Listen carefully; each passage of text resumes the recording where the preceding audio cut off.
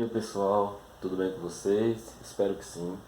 Então, na nossa aula de hoje, nós iremos conhecer um gênero textual chamado, de divulgação científica, o texto de divulgação científica. E olha só, eu coloquei o objetivo abaixo aqui da aula, tá? Qual que é o objetivo da nossa aula? Identificar as características de um texto de divulgação científica, né? Identificar a linguagem, diferenciar a linguagem científica, né? Então esse aí é o nosso objetivo da aula. E para a gente entender isso, a gente vai ver aqui primeiro as características, né, de um texto de divulgação científica. Primeiramente, você precisa entender o que é um texto de divulgação científica, né? Vamos lá. Divulgação científica é o mesmo que popularização da ciência, sendo este termo mais utilizado dentro da tradição de países anglo-saxônicos, a partir da década de 1950, para caracterizar atividades que buscam fazer uma difusão do conhecimento científico para públicos não especializados. Então, o texto de divulgação científica, o nome já fala por si só, né? Por si só, já é para popularizar, né? Descobertas científicas, pesquisas, né? E vocês vão ver exemplos aqui mais para frente. Vamos seguir aí. A definição de texto de divulgação científica. Texto discursivo que tem por objetivo expor, transmitir conteúdos de natureza científica, né? Então, essas aí são aí algumas das características aí. O texto é discursivo, né? Porque você precisa convencer o leitor, né, do que você está falando. A gente vai ver um exemplo aqui na frente já, aguenta aí. Vamos lá. A estrutura de um texto, olha só, não é rígida, porém deve conter alguns aspectos básicos, como, por exemplo, definições de termos técnicos, explicações sobre as informações científicas, etc. Isso aqui acontece, pessoal, porque esses textos, né, geralmente vêm carregados de termos técnicos, né, e esses termos técnicos eles precisam ser explicados, senão a maioria dos leitores, né, são leigos, então não entendem esses termos técnicos, não precisa de uma explicação melhor. Visto que nós já vimos que um texto de divulgação científica, aqui atrás, são textos feitos para a população, né, em geral. Aqui já fala popularização, né, da ciência. Então, o público que vai, né, ser atingido aí com esses textos são pessoas leigas, então eles precisam do esclarecimento ao máximo, né, desses textos. Não são textos feitos para cientistas, né, porque aí não precisaria explicar esses termos técnicos, né, porque se são cientistas eles já automaticamente saberiam esses termos, mas como é para a população em geral, então esses termos técnicos eles precisam, né, ser bem explicados, né, e ter uma boa argumentação. São textos assim bem construídos na questão da argumentação para que o leitor entenda, ok? A linguagem. O artigo de divulgação científica traz uma linguagem acessível ao grande público, acabei de falar, né?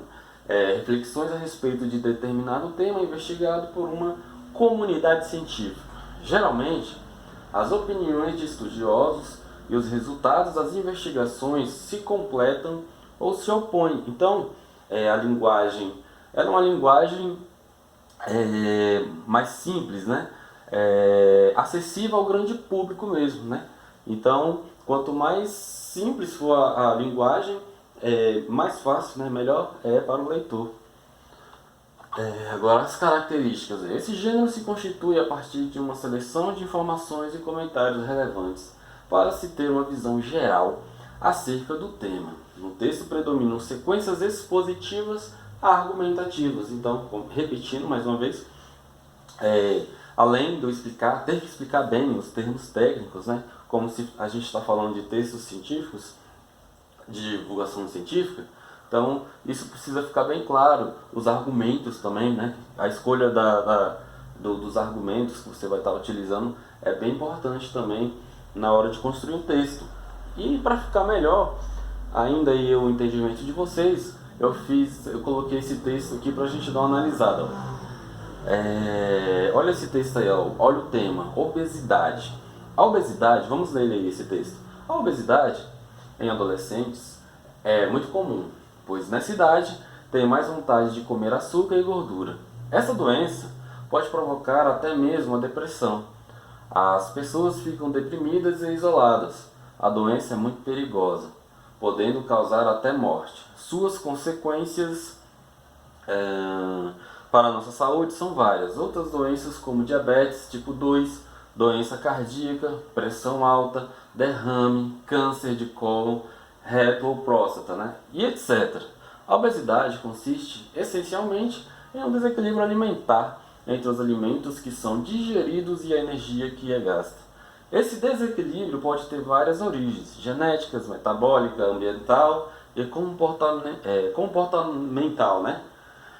Uma alimentação desequilibrada é um dos principais fatores que causam a obesidade. Uma alimentação rica em gordura ou em alimentos de alta caloria é a relação de uma péssima alimentação com a obesidade, pois ela, consequentemente, causará a doença. Então, pessoal, o que a gente pode observar nesse texto aí, ó, é um texto de divulgação científica e ele está falando da obesidade. E dentro dos discursos, né, aí presente dentro desse texto, o autor ele procurou abordar, por exemplo, as consequências, né, da obesidade, né, que são aí uma série, aí, uma lista enorme de doenças, né, que podem ser causadas, né. Explicou a causa da obesidade, né, que é a questão do desequilíbrio, né, você gasta menos energia do que você consome. Então, um texto que você pode observar aí que tem aí uma escrita bem simples, né? Mas a escolha aí do discurso foi bacana, né? Deu para entender legal, todo mundo entendeu a ideia, né? Que o autor do texto aí quis passar. Então esse aí é um texto de divulgação científica, né? E eu vou pedir para vocês fazerem uma atividadezinha aqui, ó. Tem um outro texto aqui também, ó. Vamos ler rapidinho aqui, ó. Por que a torrada cai de ponta cabeça, né? Perguntinha aí. Parece perseguição do azar, quando escapa da mão. Um pedaço de pão ou torrada sempre aterrissa com a manteiga voltada para baixo. Mas, segundo o físico Robert Matthews, né, da Universidade de Aston, na Inglaterra, o inevitável acidente não é obra do destino, mas resultado da ação da força da gravidade. Depois de passar dias criando e resolvendo complicadas equações, ele chegou à conclusão de que a manteiga sempre vai de encontro ao chão simplesmente porque a torrada não tem tempo durante a queda de se virar para cima. Quando escorrega de uma mesa de altura de média de 80 centímetros, ela começa a girar no ar. Daí para frente o movimento segue o mesmo sentido. Ao longo da queda, né? Para não cair de cabeça para baixo, a torrada teria que dar uma volta bem grande em torno de si mesma. Ou seja, percorrer cerca de 270 graus, voltando a face manteiga para cima. Mas no final dos 80 graus, ao final dos 80 centímetros da viagem, ela não tem tempo para isso. Mateus fez os cálculos e concluiu: se não quiser manchar os tapetes, melhor comer sua torrada no alto de uma escada.